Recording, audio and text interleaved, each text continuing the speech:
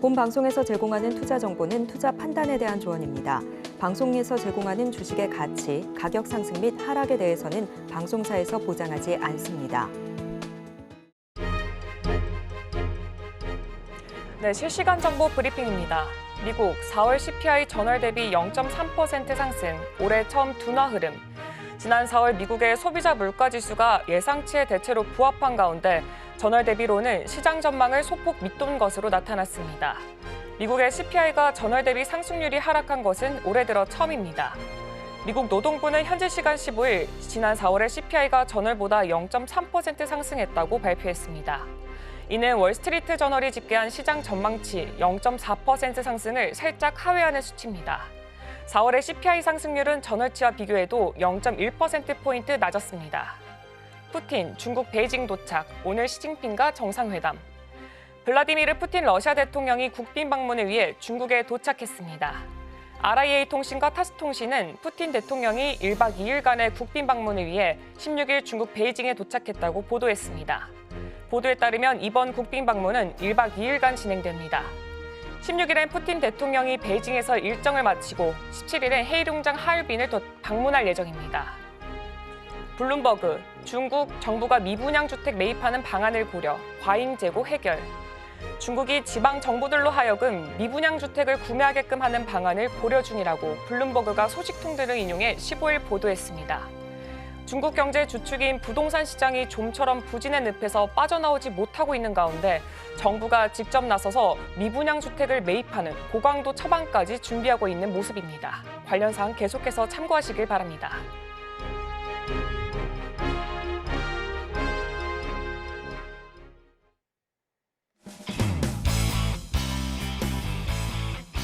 네, 여러분의 성공 투자를 책임지겠습니다. 안녕하십니까. 증시7 진행의 오은비입니다.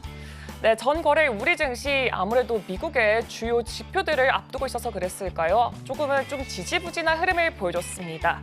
네, 코스피 지수는 조금 박스권 안에서 등락을 반복했고 코스닥 지수도 조금의 흐름이 미비했다라고 생각이 들었지만 그래도 양시장에서는 빨간불이 들어왔습니다. 한편 약 2시간 전에 마감했던 뉴욕 증시는 국채금리가 큰 폭으로 하락을 하면서 기술주와 반도체주를 중심으로 큰 폭의 상승세를 기록을 했습니다. 자세한 이야기는 잠시 후에 바로 만나보도록 하겠습니다. 그럼 지금 바로 목요일에 증시7 출발하도록 하겠습니다. 네, 수요일 뉴욕 증시 3대 지수 마감 상황 자세하게 살펴보겠습니다. 네, 미국의 인플레이션이 4월에 다소 완화된 것으로 나타나면서 연준이 올 하반기에 기준금리를 인하할 수 있다는 전망에 힘이 실리고 있습니다. 이 기대감 덕분일까요? 미증시 강한 상승불 켜냈습니다. 네, 다우산업, 나스닥 종합 그리고 S&P 500 지수 각각 0.88%, 1.4%, 1.17% 상승 마감했습니다. 네, 오늘 시장에 영향을 줬던 주요 지표 소식부터 확인해 보도록 하겠습니다. 네, 먼저 PPI 지수부터 확인해 보도록 하겠습니다. 네, 화요일에 도매 수준의 물가를 측정하는 생산자 물가지수가 한 달 동안 0.5% 상승하여 다우존스 예상치인 0.3%보다 높았다고 발표했습니다. 그러나 3월 수치는 당초 보고된 0.2% 상승에서 0.1% 하락으로 수정이 됐습니다. 변동성이 큰 식품 및 에너지는 가격을 제외하면 핵심 PPI는 다우존스 예상치 0.2%에 비해서 0.5% 상승했습니다. 핵심 그룹에서 무역 서비스를 제외하면 전월 대비 0.4%, 12개월 기준으로는 3.1% 상승해 2023년 4월 이후 가장 높은 수준을 보였습니다. 전년 동기 대비해서 도매 인플레이션은 2.2% 상승해 역시 1년 만에 최고치를 기록했습니다. 핵심 PPI 인플레이션은 2.4%로 2023년 8월 이후 연간 최대치를 기록했습니다. 두 수치 모두 로이터의 예상치와 일치했습니다. 주식시장의 선물은 데이터 이후 손익분기점 부근에서 움직였고요. 국채 수익률은 혼조세를 보였습니다. 다음으로 CPI 소식도 확인해 보도록 하겠습니다. 노동통계국이 수요일에 발표한 최신 소비자 물가지수 보고서에 따르면 4월의 소비자 물가는 12개월 동안 3.4% 상승해 전월의 3.5%에서 완화된 것으로 나타났습니다. 네, 월간 기준으로는 물가가 0.3% 상승해 2개월 전에 0.4%보다 둔화됐습니다. 팩트셋의 컨센서스 추정치에 따르면 이코노미스트들은 월간 0.4% 증가, 연간 3.4% 증가를 예상했습니다. 보고서에 따르면 휘발유와 주거비 상승은 전체 인플레이션의 월간 상승률의 70% 이상을 차지했습니다. 식료품 가격은 3월보다 0.2% 하락하며 1년 만에 처음으로 하락했습니다. 변동성이 큰 에너지와 식품 카테고리를 제외한 근원 CPI는 3.8%에서 3.6%로 둔화되어 2021년 4월 이후 가장 낮은 상승률을 기록했습니다. 전월 대비 핵심 CPI는 0.3% 상승해 작년 말 이후 가장 느린 속도를 보였습니다. 다음으로 소매 판매도 한번 확인해 보도록 하겠습니다. 수요일 미 상무부는 지난달 소매 판매는 지출이 0.6% 하향 조정된 3월과 변동이 없었다고 밝혔습니다. 팩트셋에 따르면 4월의 지출은 이코노미스트들이 예상했던 0.4% 증가를 하회했습니다. 이 수치는 인플레이션이 아닌 계절적 변동에 따라 조정이 된 것입니다. 이에 비해서 1년 전 소매 판매는 3% 급증했습니다. 자동차 판매를 제외하면 지난달 4월의 소매 판매는 0.2% 증가해 이코노미스트들의 예상치에 부합을 했습니다. 부문별로 월간 지출이 가장 많이 증가한 곳은 주유소로 4월의 매출액은 3월에 비해 3.1% 증가했습니다. 이는 지난 2달 동안 급등한 유가의 영향일 가능성이 매우 큽니다. 하지만 최근 몇 주 동안은 유가가 하락하기 시작했습니다. 그 외에 거의 모든 부분에서 월별 지출이 감소했습니다. 가장 큰 감소폭을 보인 분야는 온라인 소매 판매로 지난달 1.2% 감소했습니다. 지난 몇 달 동안 온라인 판매가 호조를 보였던 것을 감안하면 이는 의미가 있는 변화입니다. 다음으로 파월 의장의 발언도 한번 살펴보도록 하겠습니다. 화요일에 제롬 파월 연방준비제도 의장은 미국의 생산자 물가에 대한 최신 보고서가 4월 수치가 예상보다 높게 나왔음에도 불구하고 이전의 데이터가 하향 조정되었다는 점을 감안할 때 이 뜨거운이라기보다는 혼합에 가깝다고 말을 했습니다. 암스테르담에서 열린 한 행사에서 파월 의장은 노동부가 4월 생산자 물가 지수를 발표한 후에 나는 그것을 뜨겁다기보다는 혼합이라고 부르고 싶다라고 말을 했습니다. 그리고 최근에 예상보다 높은 인플레이션이 연준의 정책금리가 연준의 목표치인 2%로 되돌리기에 제약적이지 않다는 것을 의미할 수 있느냐라는 질문에 파월 의장은 시간이 말해줄 것이라고 말을 했습니다. 그러나 그는 중앙은행의 다음 금리 움직임에 금리 인상이 될 것이라고는 예상하지 않는다라고 덧붙였습니다. 그는 금리가 5.25%에서 5.5% 범위에서 이전 예상보다 더 오래 유지될 가능성이 더 크다고 말했습니다. 다음으로 미국 관세 소식도 한번 확인해 보도록 하겠습니다. 미국 정부가 중국산 전기차와 전기차용 배터리, 반도체 등에 대한 관세를 대폭 인상하기로 하자 중국은 미국이 WTO 규칙을 위반하고 있다며 즉각적인 취소를 촉구했습니다. 중국 관영 글로벌타임스, 신화통신 등에 따르면 중국 외교부 대변인은 현지 시간 14일 정례 브리핑에서 미국의 관세부가 계획과 관련해서 중국은 일관되게 WTO 규정을 위반한 일방적인 관세에 중반대해왔다라고 밝혔습니다. 이어서 중국은 모든 필요한 조치를 해 정당한 권익을 수호할 것이라고 덧붙였습니다. 중국 상무부도 이날 대변인 성명을 통해서 중국은 미국이 일부 중국산 제품에 관세를 인상하는 것에 대해서 단호히 반대하며 자국의 권익을 보호하기 위한 조처를 할 것이라고 밝혔습니다. 또한 한동안 미국은 중국에 자주 일방적 제재를 가하면서 국내 정치적 고려를 위해서 미국 무역법 301조를 남용을 했는데 이는 중국의 정상적 경제 그리고 무역 활동을 탄압하는 것에 가깝다라고 말을 했습니다. 또한 이어서 미국의 이러한 행위는 지금 횡포이자 일방적인 괴롭힘이라고 표현을 하면서 패권을 지키기 위해서 이미 이성을 잃었을 정도에 이르렀다라고 덧붙였습니다. 미국은 연내 중국산 전기차 관세를 25%에서 100%로, 리튬이온 전기차 배터리 관세를 7.5%에서 25%로 상향한다고 밝혔습니다. 다음으로 아르헨티나 소식도 확인해 보도록 하겠습니다. 네, 화요일에 발표된 데이터에 따르면 아르헨티나의 월별 인플레이션율이 지난 4월 반년 만에 처음으로 한 자릿수 비율로 급격히 완화됐다고 나타났습니다. 네, 아르헨티나 정부 통계청에 따르면 지난달 물가는 8.8% 상승을 했는데 이는 3월 월간 상승률 11%에서 하락한 수치며 말레이가 아르헨티나의 대통령이 되던 해인 12월 최고치인 25%보다 훨씬 낮았습니다. 자칭 무정부주의, 자본주의인 밀레이가 집권을 했을 때 아르헨티나의 인플레이션은 세계 최고 수준으로 심각한 경제 위기를 맞았습니다. 밀레이 정부는 경제 안정을 위해서 공공지출을 삭감을 하고 재정 적자를 줄이는 등 엄격한 긴축 정책을 시행했습니다. 5만 개의 공공 일자리를 줄이고 신규 공공공사 계약을 중단했으며 연료 및 교통 보조금을 폐지했습니다. 일부 전문가들은 정부의 성공에 회의적이면서 또 민간 지출의 감소를 지적하고 있습니다.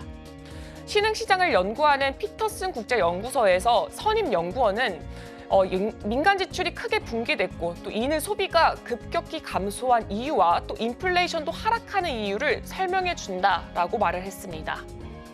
밀레이를 비판하는 사람들은 그의 정책이 빈곤층과 노동자 계급에 불균형적으로 영향을 미쳤다고 말하고 있습니다. 공식 자료에 따르면 경제 활동이 감소하고 소비가 감소하는 가운데 빈곤 수준이 50%에 육박하고 있다고 말하고 있습니다. 부에노스아이레스 교회 슈퍼마켓 직원의 인터뷰에 따르면요. 밀레이가 부동산의 시장 규제를 완화한 뒤에 임대료가 90% 올랐고 또 정부가 보조금을 삭감한 이후에 전기세가 300% 올랐다고 말하기도 했습니다. 인플레이션은 감소하고 있지만 올해 아르헨티나의 GDP는 2.8% 감소할 것으로 예상돼서 경기 침체가 계속될 것으로 보이고 있습니다. 다음으로 이스라엘 소식도 한번 확인해 보도록 하겠습니다. 네, 바이든 행정부는 미국이 이스라엘에 10억 달러 이상의 신무기를 지원할 계획이라고 밝혔습니다. 정부가 이스라엘에 폭탄 선적을 중단했다고 확인한 지 일주일도 채 되지 않은 시점에서 나온 소식입니다. 화요일에 공개된 새로운 패키지에는 약 7억 달러의 전차 탄약, 5억 달러의 전술 차량 및 6천만 달러의 박격 포탄이 포함되어 있다고 의회 보좌관들이 전했습니다. 바이든 행정부는 가자 지구에서 하마스에 맞서 싸우고 있는 이스라엘에 대한 군사 지원 때문에 여당과 야당에서 비판을 받아오고 있습니다. 미국 무기수출 통제법에 따르면 정부는 특정 규모의 이상의 무기를 다른 나라에 판매를 할 때 그 계획을 사전에 의회 등에 알려야 됩니다. 월스트리트 저널은 지원안이 올봄 초부터 검토됐다고 전하면서 이번 지원안이 승인돼서 실제 무기가 이전되기까지는 추가 단계들이 남아있지만 바이든 정부가 네티냐후 이스라엘 정부와의 균열이 깊어지는 것은 꺼리고 있다는 그 점을 보여주고 있는 것이다라고 분석을 했습니다. 다음 소식도 이어서 확인해 보도록 하겠습니다. 네, 푸틴 러시아 대통령이 중국 국빈 방문을 계기로 미국에 대적한 중국과 러시아의 파트너십 관계가 더욱 탄력적일 것이라는 전망이 나왔습니다. 블라디미르 푸틴 러시아 대통령은 수요일 오전 인터뷰에서 우크라이나 위기의 평화적 해결을 위한 중국의 계획을 지지한다고 밝혔으며 중국은 위기 이면에 무엇이 있는지 완전히 이해하고 있다라고 말을 했습니다. 푸틴 대통령은 이번 주 베이징 방문을 앞두고 중국 신화통신과의 인터뷰에서 러시아가 2년 이상 지속된 분쟁을 해결하기 위해 대화에 열려 있다라고 말을 했습니다. 크렘린궁 웹사이트의 러시아어 번역본에 따르면 푸틴 대통령은 우크라이나 위기 해결을 위해서 중국의 접근 방식에 대해 긍정적으로 평가한다라고 말했습니다. 또한 중국은 우크라이나 사태의 근본 원인과 또 세계 지정학적 의미를 진정으로 이해하고 있다라고 덧붙였습니다. 그리고 시 주석이 독일 총리와의 회담에서 제시했던 추가 원칙은 냉전적 사고방식을 극복할 필요성에 대한 생각을 발전시키는 현실적이고 또 건설적인 조치라고 말을 했습니다. 네, 워싱턴 포스트는 푸틴 대통령이 시 주석과의 이번 정상회담을 통해서 중국과의 관계 그리고 미국 주도의 글로벌 질서에 맞서기 위해서 공동의 노력을 강화할 것이며 또 시 주석과 푸틴 모두 미국과 그 외의 자유민주주의 국가들을 정한 그 규칙과 또 다른 규칙에 의해서 중국 그리고 러시아 주도로 가동되는 다국화된 세계 질서에 대한 비전을 공유하고 있다고 전달을 했습니다. 다음으로 기업들 소식도 한번 확인해 보도록 하겠습니다. 네, 미국의 월마트가 대규모 구조조정에 나섰습니다. 네, 월마트는 화요일 본사에서 수백 명의 일자리를 줄이고 미국과 캐나다에 기반을 둔 원격 인력의 대부분을 세 개의 사무실로 재배치할 계획이라고 발표했습니다. 네, 월마트의 최고 인사 책임자 도나 모리스는 우리는 원격으로 근무하는 직원 대다수와 댈러스, 애틀랜타, 토론토 글로벌 테크 사무실에 있는 직원 대다수에게 재배치를 요청하고 있다라고 밝혔습니다. 월마트는 전 세계 210만 명의 직원을 보유한 세계 최대 소매업체이자 또 미국 최대의 민간 고용업체입니다. 이번 이전은 대부분 아칸소주 벤턴빌에 있는 본사로 이루어질 것이고 또 일부는 샌프란시스코 베이 지역이나 뉴저지, 호보켄에 있는 사무실로 옮겨질 것이라고 말하고 있습니다. 또한 모리스는 계획의 이 목표가 더 많은 사람이 더 자주 모이게 하는 것뿐만 아니라 월마트의 문화를 강화하고 직원들의 경력을 개발하기 위한 것이라고 말을 했습니다.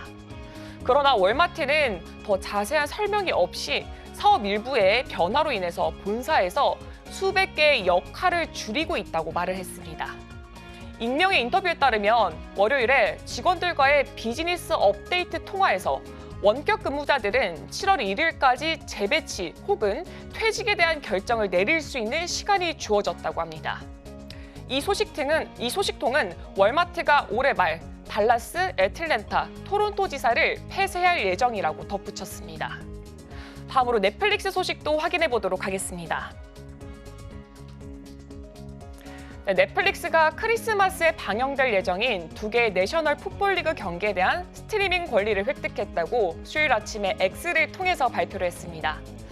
넷플릭스는 이전에 라이브 스포츠 콘텐츠에 대한 투자를 피하고 싶다고 말한 적이 있다고 했기 때문에 이 점을 고려를 한다면 굉장히 놀라운 발전입니다. 더블헤더 매치업은 수요일 저녁에 발표할 예정입니다. 블룸버그에 따르면 넷플릭스는 경기당 1억 5천만 달러 미만을 지불할 것으로 알려졌습니다. 넷플릭스의 최고 콘텐츠 책임자는 이 보도자료에서 작년에 우리는 코미디, 리얼리티 TV, 스포츠 등 다양한 분야에서 대규모 팬덤을 활용하는 등 라이브에 굉장히 큰 투자를 하기로 결정했습니다. 라고 말을 했습니다. 다음 소식도 확인해 보도록 하겠습니다. 인공지능 스타트업인 엔스로픽은 더 많은 사용자와 비즈니스에 인공지능 서비스를 제공하기 위해서 인스타그램의 공동 창업자 마이크 크리거를 새로운 제품 책임자로 영입했습니다. 수요일 회사 블로그 게시물에 따르면 인스타그램의 최고 기술 책임자를 역임해뒀던 크리거를 엔스트로픽의 제품 엔지니어링, 제품 관리 그리고 디자인 기능을 총괄할 것이라고 밝혔습니다. 크리거는 기업용 애플리케이션 제품군을 확장하고 클로드를 더 넓은 대중에게 소개하는 역할을 도울 것이라고 말했습니다.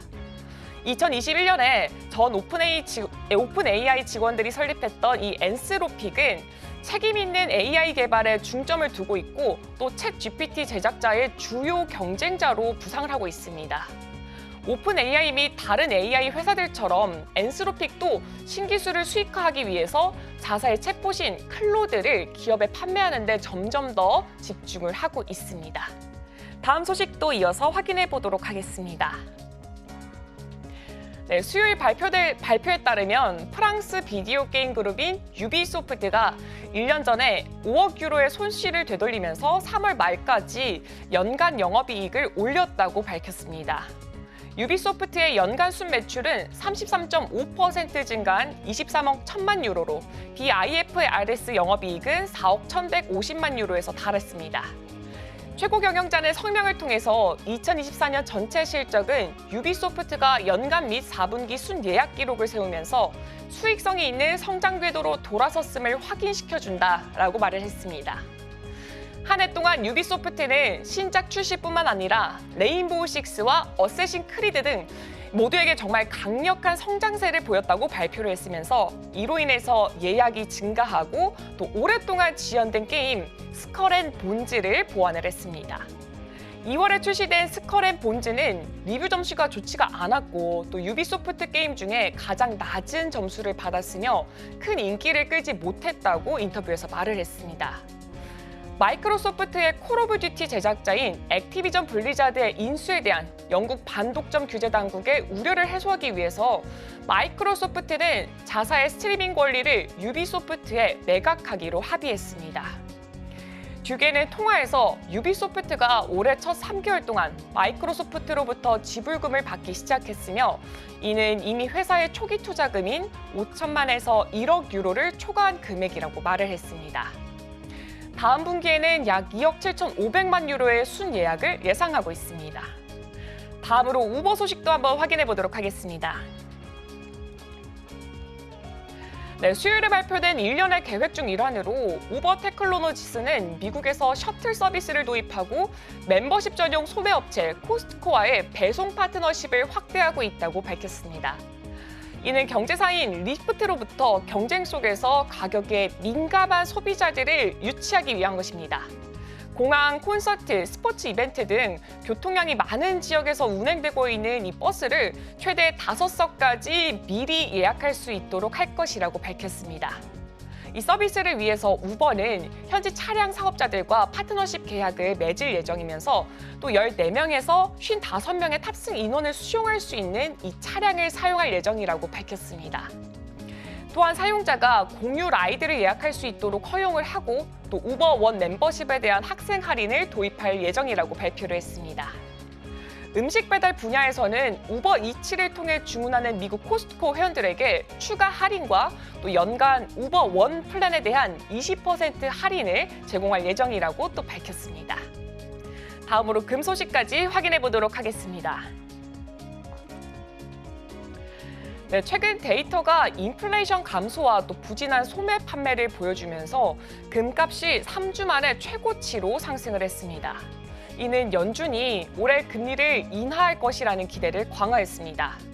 이 데이터는 올해 금리 인하를 시작하려는 정책 위반자들에게 어느 정도 안도감을 주었지만 잠재적인 경제 약세와 또 고착화된 인플레이션을 지적했으며 이는 금값이 금융적인 스트레스와 또 물가 압력에 대한 해지로 작용해서 또 금값에 영향을 가져다 줄 것으로 보인다는 의견도 나왔습니다.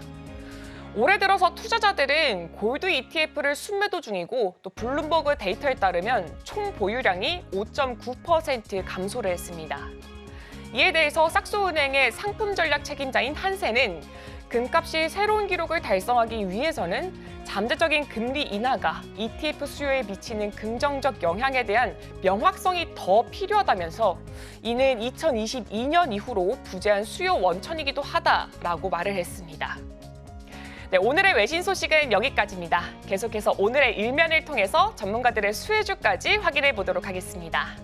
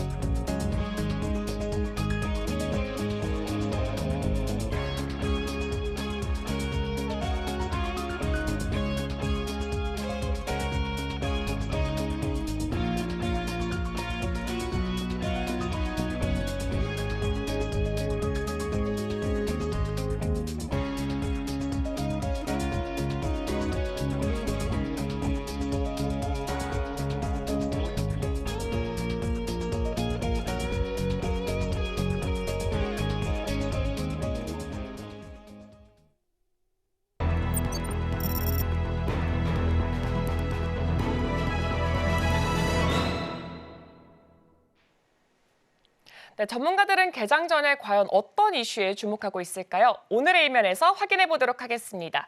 네, 오늘은 위즈웨이브 이권희 대표님과 함께하도록 하겠습니다. 네, 대표님 안녕하세요. 안녕하세요. 네, 그럼 먼저 오늘의 이슈부터 네. 한번 확인해 보면 좋을 것 같은데요. 일단 오늘 대표님 일단 중국 증시 호황된 한국 화장품 철강주가 뜬다. 이 뉴스를 좀 보면 좋을 것 같은데요. 이 뉴스 어떻게 생각을 하고 계신가요? 일단 우리가 쉬는 사이에 또 중국에서 그 아파트를 뭐 다 정부에서 지금 중국에 빈집이 엄청 많다고 하는데 이걸 다 산다라고 지금 얘기가 나왔는데 그만큼 이제 최근 중국에 대해서 관심이 조금씩 이제 다시 시장에서 관심이 좀 가고 있는 상황인데 그 이유는 중국 증시가 지금 다시 반등을 강하게 하고 있죠. 한동안 뭐 항생지수 관련돼서 지금 ELS 사태 여러 가지 이제 문제도 있었는데 그만큼 이제 중국 경기가 굉장히 안 좋았다, 뭐 디플레이션이다라는 얘기가 나올 정도로 안 좋은 상황에서 지금 정부가 부양책을 쓰기 위해서 굉장히 노력을 하고 있는 중이고요.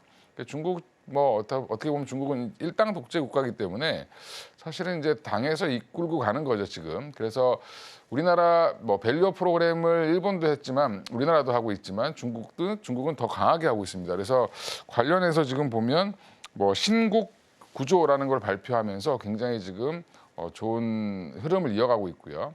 중국 증시가 반등을 하니까 다시 이제 중국 관련주들에 대한 관심이 우리나라 업체들 사이에서도 뜨기 시작했는데 최근에 이제 화장품은 어떻게 보면 이제 뭐 아모레퍼시픽이나 LG생활건강이 반등을 주면서 의미 있는 반등이 나왔다라고 좀 보고 있지만 여전히 아직은 중국 수요의 상승으로 올라온 게 아니라 뭐 구조조정이라든지 아니면 미국의 수요, 뭐 유럽의 수요 이제 여타 국가들 때문에 올라왔다라고 생각하시면 될 것 같고요.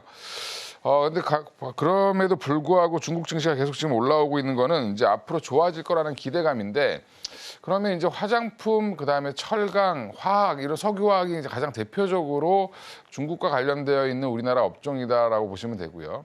그중에 화학 업종 같은 경우는 뭐 구조조정 그동안 너무 안 좋다라고 지금 얘기할 정도로 힘겨운 싸움을 계속 하고 있었습니다. 그래서 롯데케미칼의 주가를 보면 뭐 말도 안 되게 많이 빠져 있는 그런 모습을 보일 수 있고요.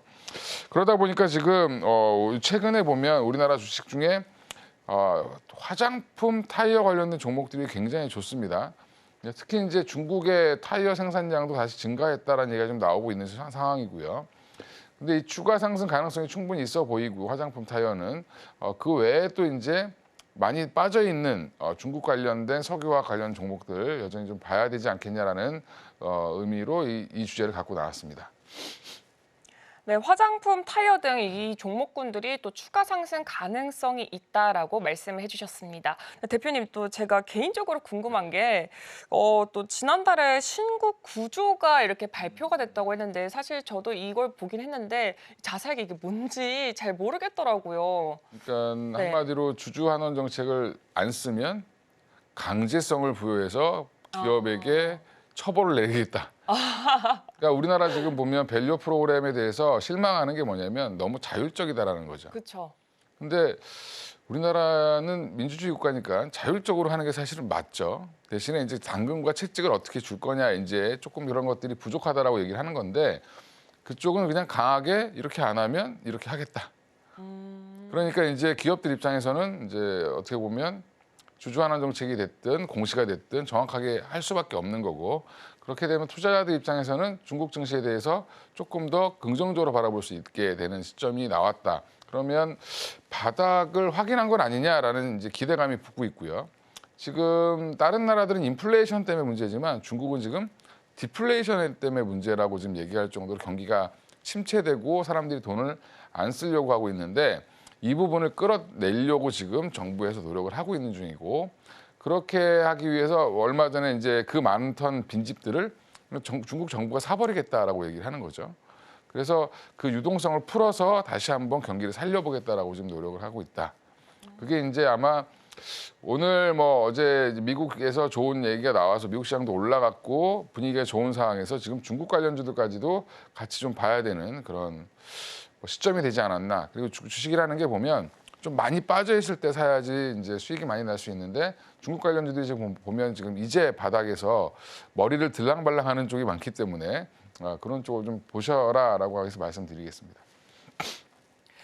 그럼 대표님 이런 뉴스를 봤을 때 지금 우리 투자자들의 입장에서 봤을 때는 뭐 주목해야 할 그런 키워드, 뭐 투자 키워드가 있을까요? 그럼 뭐 혹시 뭐 그 키워드가 있다면 선정 이유가 있을까요? 중국 경기가 이제 돌아선다라는 거에 대한 수혜주를 찾는 거죠, 이제. 그러니까 한동안 우리가 반도체에 너무 올인하고 있었고, 그다음에 화장품, 뭐 일부 이제 미국 쪽에서 좋아지는 산업 섹터들 중심으로 해서 투자가 굉장히 활발했는데, 이제 우리나라와 중국과의 관계가 조금 뭐 아직은 안 좋지만, 그래도 중국 경기가 회복되면 우리나라도 같이 따라서 좋아질 수밖에 없는 그런 이제 회사들이 많이 있습니다. 그런 회사들이 지금 워낙 안 좋은 시기를 오래 겪어서 주가도 좀 많이 빠져 있기 때문에 중국 경기 회복 수혜주를 수혜를 한번 키워드로 좀 뽑아봤고요. 그렇게 되면 결국에는 중국 증시가 보통 이제 우리나라 연간 관계를 보면 중국 증시가 한 55개월 오르면 그 사이에 우리나라가 한 38개월 올랐다고 합니다. 거의 한 연간 관계 한 70% 가까이 되는데 코스피와 중국 증시의 이제 연간 관계는 예전과 이제 다 따져보면 그렇지만 지금도 어느 정도의 그 수출 비중이라든지 서로에 의존하는 산업의 비중 이런 것들을 봤을 때는 중국 경기가 회복되는 게 우리나라에게 나쁠 일은 없다라고 보고 있고요. 물론 이제 예전만큼 긴밀하지는 않을 수 있지만 그래도 화장품이라든지 철강, 그다음에 뭐 이런 쪽은 화학, 석유화학 쪽은 중국이 경기가 좋으면 우리나라의 제품 가격이 상승하면서 우리나라 기업들도 같이 좋아지는 그런 흐름을 이어가기 때문에 좀 같이 보실 필요가 있지 않나 생각하고 있습니다. 네, 그러면은 여기서 또 수혜를 볼 수 있는 업종군도 따로 이렇게 뽑아볼 수가 있을 것 같은데요. 여기서 또 수혜 볼 수 있는 업종은 또 뭐가 있을까요? 일단 화장품 같은 경우는 좀 반등이 많이 나왔기 때문에 단기간에는 더 추가 상승을 하더라도 급반등이 나오기는 좀 어려울 것 같고요. 지금 뭐 사실 타이어 코드가 관련돼서 중국에서 타이어 생산량이 한 10년 만에 급증을 하고 있다라고 얘기하고 있는데 이게 가동률이 제일 높아지고 있다라는 거는 그러면 그 안에 들어간 부품이 있죠. 타이어도 그냥 만드는 게 아니니까 타이어 코드를 납품하는 제가 효성 첨단 소재 같은 회사들 좀 보실 필요 있을 것 같고요. 그리고 이제 기초 석유화학을 하고 있는 롯데케미칼과 LG화학을 좀 보실 필요가 있는데 그쪽은 이제 그 어떻게 보면 나프타라고 해서 납사라고 해서 원료를 만드는 회사인데 그 석유화학의 근본적인 원료를 만드는 회사죠. 그리고 고무를 만드는 뭐 금호석유화학 정도로 보실 필요가 있을 것 같고요. LG화학과 롯데케미칼을 주목해야 되는 거는 두 회사가 지금 그러니까 두 법인 간의 비효율성을 타개하기 위해서 지금 여러 가지 방법을 모색 중이고 구조조정을 지금 하려고 노력 중입니다. 그래서 이 과잉 생산 부분을 좀 해결해 보자라고 해서 서로의 공장들을 그러니까 같은 지역에 있는 공장들을 하나로 묶는 그런 형태로 지금 작업을 하고 있기 때문에 앞으로는 이렇게 구조조정 이슈 그다음에 이런 중국의 그 경기 회복 이슈까지 맞물리면서 롯데케미칼과 LG화학은 반등이 충분히 나올 수 있는 구간이다라고 보고 있고요. 그 외에 이제 효성 첨단 소재라든지 그다음에 또 KCC 뭐 이런 종목들도 여전히 같이 보셔야 된다라고 말씀드리겠습니다. 그럼 지금 타이어 부품 관련돼서 이렇게 말씀해 주셨는데 아까 이제 철강 관련주도 많이 뜬다라고 말씀해 주셨잖아요. 혹시 그 뭐 철강 쪽으로도 좀 주목해 볼 수 있는 종목들이 있을까요? 지금 철강은 생각보다 빠르게 반등이 나오진 않을 것 같고요. 네. 철강 수요에서 가장 큰 게 뭐라고 생각하시는지 대부분 다들 뭐 배, 자동차 이렇게 생각하실 텐데 사실은 건설입니다. 그래서 건설에서 사용하는 철이 굉장히 많은데 지금 중국이 경기를 살리기 위해서 건설 경기를 띄우는 게 아니라 미분양된 아파트를 사겠다는 거죠. 한마디로. 그러면 이게 건설 경기 붐까지 같이 이어지진 않기 때문에 철강 가격은 뭐 물론 회복세는 되겠지만 확 좋아지진 않을 것 같고요. 중국 경기가 살아난다는 일면으로 그냥 철강 가격이 반등할 수 있습니다. 그래서 그 관련 수혜주 찾아보시면 우리나라 철강은 두 개밖에 없죠. 뭐 현대제철, 뭐 그다음에 포스코 있는데 이쪽은 좀 무거울 것 같고요. 그 외에 이제 좀 가벼운 철강주들이 있는데 그것도 보면 대부분 뭐 중국을 견제하는 미국의 견제 발언이 나올 때마다 반사이익을 보는 이제 강관주들이 좀 있긴 하지만 여전히 그쪽은 좀 아직은 아니다. 그래서 오히려 지금은 석유화학 쪽에 좀 집중해 보시는 게 맞을 것 같습니다. 그러면 일단은 아무래도 지금 당장은 철강보다는 뭐 타이어 부품주 이쪽을 바라보는 게 더 좋다라고 말씀을 주셨는데 사실은 저는 이렇게 딱 말씀을 주셨을 때 포커스를 맞췄던 건 화장품 관련주였거든요. 아, 예. 아무래도 최근에는 화장품 관련주가 되게 급부상을 했었잖아요. 그 뭐 실적 발표 이슈도 있었고 했는데 대표님이 봤을 때는 화장품 관련주 이거는 아무래도 좀 돌아오기에는 너무 멀리 갔나요? 이제 화장품 관련주들은 이제 많이 올랐고요. 그다음에 이제 눈높이가 다 높아졌죠. 이제 LG 생활건강이라든지 아모레퍼시픽이 여기서 추가적인 상승 가능하다고 보고는 있지만 여전히 이제 1분기 때는 왜 올랐냐면 워낙 안 좋을 줄 알았는데 생각보다 실적이 잘 나왔습니다. 그러니까 주식시장에서 생각보다 잘 나왔네 그러면서 계산을 다시 시작하는 거죠. 1분기에 이렇게 나왔으면 2분기도 이렇게 나올 거고 그러면 주가를 여기까지 올려도 돼라고 해서 올렸는데 만약에 2분기에 이제 높아진 눈높이를 맞추지 못한다라고 하면 LG 생활건강이나 뭐 아모레퍼시픽이 오히려 조정을 또 강하게 받을 수도 있습니다. 그러니까 이 부분은 여전히 좀 저는 그래서 2분기 실적 발표 전까지는 충분히 우상향할 가능성은 있지만 여기서 조금 한 번 더 이 눈높이가 너무 높아졌기 때문에 그러면 이거 못 맞추면 사실은 또 빠질 수도 있거든요. 그 부분 유의하셔야 되고요. 나머지 이제 인디 브랜드라든지 뭐 그 조금 작은 회사들은 계속 좋을 겁니다. 좋을 건데 문제는 주가가 많이 올랐죠. 네, 다들 뭐 실리콘투 같은 경우는 뭐 급등을 했고요. 근데 여전히 밸류에이션이 약간 좀 목에 차 있는 상태이기 때문에 여기서는 추가 이제 눈높이가 많이 높아진 가이던스를 계속 맞춰줘야지만 올라갈 수 있다. 결국에는 그러면 2분기 실적 발표 전까지는 생각보다 우상향을 못하고 이제 기간 이렇게 완만하게 옆으로 기는 횡보하는 종목들이 많이 나오지 않겠나 생각하고 있습니다. 네, 이렇게 중국이 호황이 됐을 때 관련 종목들 어떤 종목들 살펴보면 좋을지 확인해 봤습니다. 네, 지금까지 위즈웨이브 이건희 대표님과 함께했습니다. 네, 대표님 고맙습니다. 네, 감사합니다.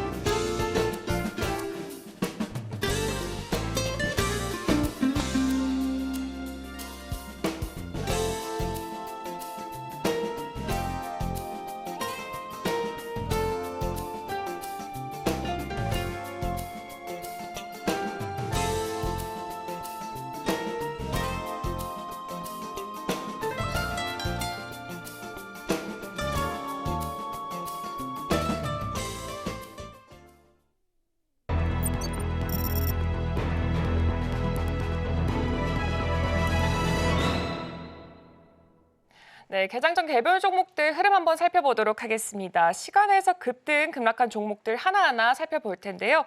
네, 오늘도 지니인베스트 정선호 대표님과 함께하도록 하겠습니다. 네, 대표님 안녕하세요. 예, 안녕하세요. 네, 대표님 먼저 시간 외에서 급등했던 종목들 탑5랑 그리고 또 오늘 장에서 주목해야 될 종목들 어떤 종목들이 있을까요?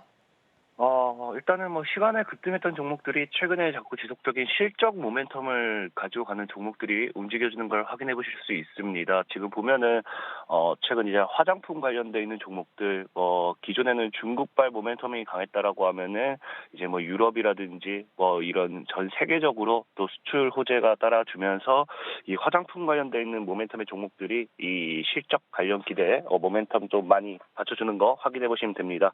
그래서 첫 번째로 이제 급등했던 종목을 확인한다라고 하면은 누가 봐도 이제 화장품이죠. 누가 봐도 이 우리나라 화장품이다 해가지고 이름부터 한국 화장품이에요. 그래서 한국 화장품이라는 종목 확인해 보시면 된다라고 말씀드리고 싶고, 역시나 이제 후실적 관련되어 있는 반사익 모멘텀에서 지금 최근에 이제 바닥을 좀 다져주다가 월봉상 보면은 바닥을 다지다가 이제 반등하는 모습, 이제 하방 추세대를 돌파하면서 반등해 나가는 모습을 우리가 좀 확인해 보실 수 있고요. 최근에 이런 한국 화장품 같은 종목들이 좀 주목을 해보면 좋은 이유가 뭐냐고 하면은 또 과거부터 지금 보다시피 한 7,500에서 8,000원짜리가 전체적인 저항 구간대였다라고 우리가 좀 볼 수 있어요. 근데 최근에 이제 차트의 흐름을 본다라고 하면은 지속적으로 이 저항 구간대를 윗골이 되면서 물량 소화라고 하죠. 매물 소화. 그래서 윗꼬리를 달면서 매물을 소화해주고 반등하고 매물을 소화해주고 눌렸다 다시 반등하고 이런 패턴을 보여주는 걸 봤을 때는 한국 화장품이 매물 소화 이후에 또 추가적인 반등 보여줄 수 있겠다라 볼 수 있고요. 자, 두 번째로는 이제 한국 화장품과 뭐 똑같죠. 그래서 한국 화장품 제조입니다. 그래서 이 두 종목은 원래 뭐 움직일 때 같이 움직이기 때문에 이번 시간에서도 움직임을 동일하게 가지고 가는 거 우리가 좀 확인해 보실 수 있었다라고 좀 말씀을 드리고 싶고, 한국 화장품 제조 역시도 뭐 월봉이라든지 일봉, 주봉상 이런 차트의 흐름을 봤을 때 사실상 뭐 한국 화장품과 큰 차이가 없습니다. 동일하게 이제 하방 추세대를 돌파하면서 이렇게 반등하는 모습들 우리가 확인해 보실 수 있기 때문에 한국 화장품과 한국 화장품 제조 차트적으로 뭐 똑같이 움직임 주목해보면 좋을 것 같고요. 역시나 한국 화장품 제조 같은 경우도 일단 3만 원대를 돌파하면서 반등 흐름에 대한 좀 기대를 좀 해보면 좋을 것 같다라고 좀 말씀을 드리고 싶어요. 자, 그리고 세 번째로는 또 이제 코리아나라는 종목이죠. 그러니까 시간에 뭐 움직였던 종목들을 화장품인가 동시에 뭐 이름에서부터 그냥 대한민국에 대한 이 대한민국 느낌이 너무나도 강하게 나는 종목들이었던 것 같습니다. 코리아나 같은 경우도 지금 주봉, 월봉, 일봉상 봤을 때 사실 한국 화장품이라든지 한국 화장품 제조라든지 뭐 이런 종목들과 비교해서는 뭐 하방 추세 때 뭐 이런 하락 이 바닥 그러니까 바닥주 더 바닥주기 때문에 오히려 저는 개인적으로는 이 앞서 말한 한국 화장품이라든지 한국 화장품 제조보다는 이 코리아나라는 종목이 더 낫지 않나 좀 생각을 해보고 있고요. 지금 현재 기술적인 반등, 월봉상 봤을 때 3,000원대를 지켜주면서 기술적인 반등 자리이기 때문에 이 기술적인 반등 구간대에서의 저가 매수의 기회가 또 될 수도 있지 않나라고 좀 생각을 해보고 있습니다. 그래서 일봉상으로 봤을 때도 지금 보면은 아까 한국 화장품에서 얘기했던 이 윗꼬리를 달아준다. 이게 지금 매일같이 나오고 있어요. 그래서 지금 보면은 이제 과거 첫 급등이 나왔던 4월 1일부터 해가지고 매일같이 윗꼬리 달고 눌렸다가 윗꼬리 달고 눌렸다가 윗꼬리 달고 눌렸다가 이거를 지금 한 2개월 정도 반복했기 때문에 사실상에 제가 보는 관점에서는 아마 이런 종목들 이 기술적인 반등에서의 매물 소화를 물량 소화를 매일같이 꾸준히 해주는 모습을 봤을 때 오히려 이런 종목들이 더 크게 또 상승할 수 있지 않나라고 좀 생각해보고 있습니다. 그렇기 때문에 화장품 관련돼 있는 모멘텀의 종목을 본다라고 하면은 저는 오히려 이제 그 아까 얘기했던 이 코리아나를 조금 더 집중해 보셨으면 좋겠다 좀 말씀드리고 싶고요. 자, 그 외에 이제 또 시간에 움직였던 종목들 본다라고 하면은 이제 화장품이 아닌 개별적인 모멘텀의 이슈들 이런 종목들이 좀 움직여줬는데요. 자, 이제 네 번째 그래서 이 개별적인 모멘텀을 움직였던 종목 네 번째가 이제 민테크입니다. 민테크 같은 경우는 이제 전기차 관련되어 있는 모멘텀이죠. 이제 국내 전기화학 임피던스 분광법 이제 배터리 진단 시장에 90%를 점유하고 있는데 이 독보적인 이 점유율을 가지고 있기 때문에 사실상 이 전기차라든지 2차 전지 뭐 배터리 관련되어 있는 시장 모멘텀이 나와준다고 하면은 해당 분야에서는 강한 상승을 가져갈 수밖에 없어요. 근데 여기에 이 최근에 또 이슈가 붙어졌던 게 인공지능을 융합한 3세대 배터리 진단 기술을 상용화하면서 사업을 진단한다 해가지고 최근에 이제 그냥 AI가 엮이면 다 날아가잖아요. AI 의료라든지 AI 뭐 신약이라든지 그냥 뭐 다 날아가기 때문에 이 배터리에도 AI가 엮이면서 민테크라는 종목 시간에 또 움직임 보여주는 거 우리가 확인해 보실 수 있습니다. 차트적으로 본다 하더라도 신규 상장주가 일봉상 흐름을 받쳐주고 있기 때문에 신규 상장주는 이 진짜 하락도 굉장히 깊게 가겠지만 상승이 나왔을 때 그 상승도 굉장히 크게 가기 때문에 오히려 상승 흐름을 탔을 때는 오히려 내가 매수 타점만 잘 잡는다 하면은 강한 상방 시세를 노려볼 수 있다라고 좀 말씀드리고 싶고, 그렇기 때문에 민테크 같은 경우도 만 원대를 깨지 않는 선에서는 추가적인 강한 상방 얼마든지 우리가 공략해봐도 괜찮지 않나 좀 생각을 해보고 있습니다. 그래서 오늘 역시나 분할 매수 관점에서 저가 매수의 기회로서 좀 공략해볼 수 있는 구간대가 나올 수 있겠다라고 좀 말씀드리고 싶고요. 자, 마지막으로 시간에 급등했던 종목은 또 이제 엑세스바이오라는 종목이에요. 엑세스바이오.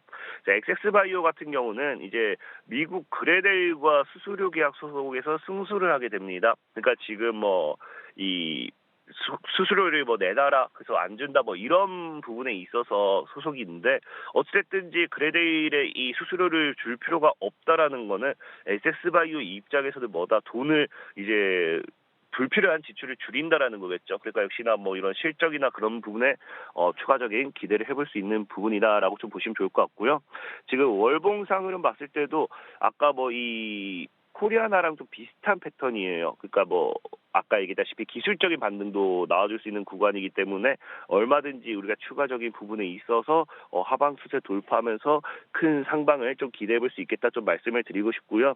자, 그렇기 때문에 오늘 만약에 저는 제일 눈여겨봐야 되는 종목이 있다라고 하면은 이 엑세스 바이오를 제일 눈여겨보라고 좀 말씀드리고 싶어요. 기본적으로 일단은 뭐 우리가 소송 관련되어 있던 기업들은 뭐든 다 그냥 안 좋게 봅니다. 하지만 이 소송이 끝났죠. 그럼 악재가 해소되었기 때문에 주가는 상방으로 가져야 되는 게 맞다라고 좀 보고 있고, 앞서 얘기했다시피 이런 기술적인 반등 하방 추세가 끝난 자리에서 이런 이 과거 열린 구간까지 봤을 때는 뭐 5배, 6배도 올라갈 수 있을 만큼 시장 상방으로 유효했기 때문에 엑세스 바이오 편하게 눈여겨 보시는 게 전 더 좋다라고 좀 말씀을 드리겠습니다. 네, 이렇게 시간 외 급등주로 엑세스 바이오 외에 5종목 이렇게 살펴봤고요. 엑세스 바이오를 그중에서도 또 꼽은 종목인데요. 기술적 반등이 나오고 있는 구간이고 또 큰 상방까지 기대해 볼 수가 있다라고 말씀을 주셨습니다. 그럼 대표님 그 외에서 이제 또 다음에 시간 외 급락주 탑5 종목까지 한번 살펴보면 좋을 것 같은데요. 그 시간의 급락주 탑5 종목은 어떤 걸로 꼽으셨나요?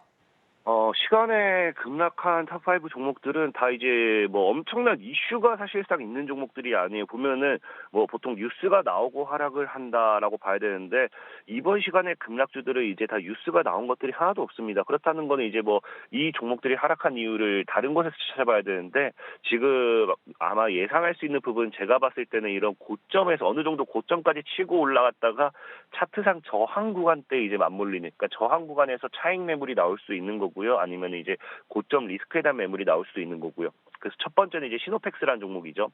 자, 시노펙스 같은 경우도 차트상 본다고 하면은 지금 과거에 이제 과거에 이제 3월 달에 고점 대비해가지고 지금 12,000원 정도죠. 과거의 고점대에서 지금 돌파 시도를 하다가 무너지는 게 확인이 되고 있습니다. 그래서 이 돌파를 하지 못함에 따른 이런 이 하락 리스크를 피하고자 지금 매도 물량이 나오는 게 아닌가 좀 생각을 해보고 있고요. 자, 두 번째로는 이제 또 에로티 베큐이라는 종목이에요. 이제 에로티 베큐 같은 경우도 여러분들이 보면 아시겠지만 역시나 지금 이 고점에 대한 리스크는 존재합니다. 지금 보면 이제 최저 989원짜리가 35,000원까지 치고 갔던 구간대, 그래서 고점에 대한 부분은 존재하고요.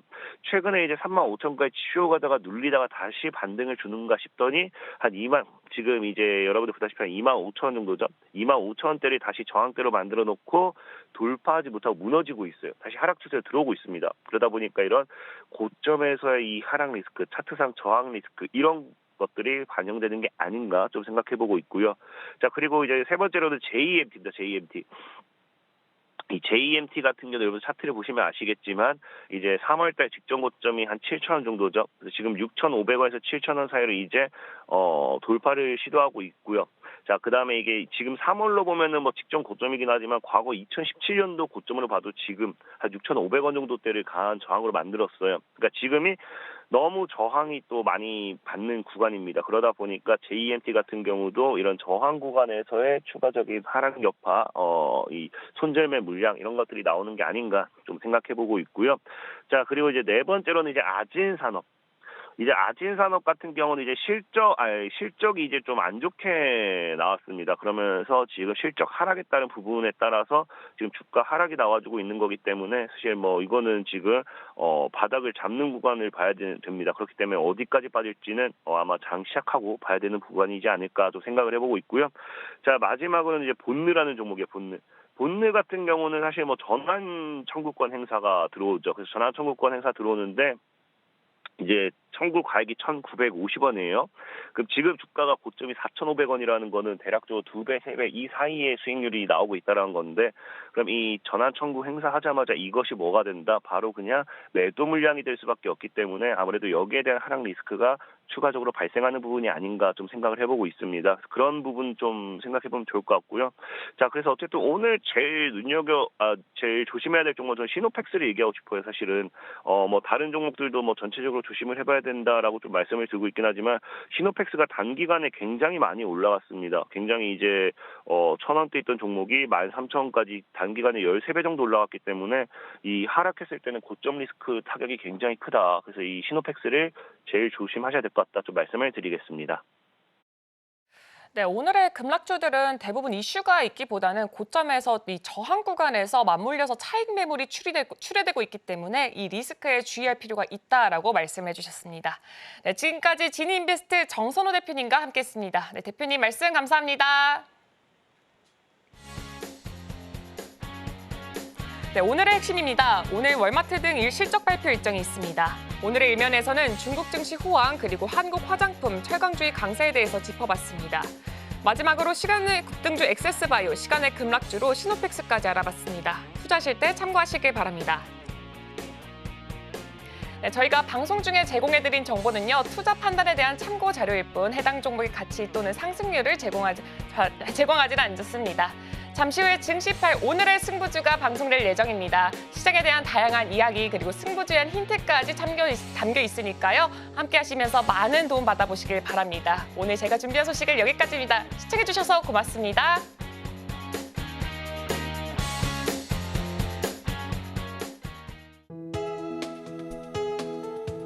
본 방송에서 제공하는 투자 정보는 투자 판단에 대한 조언입니다.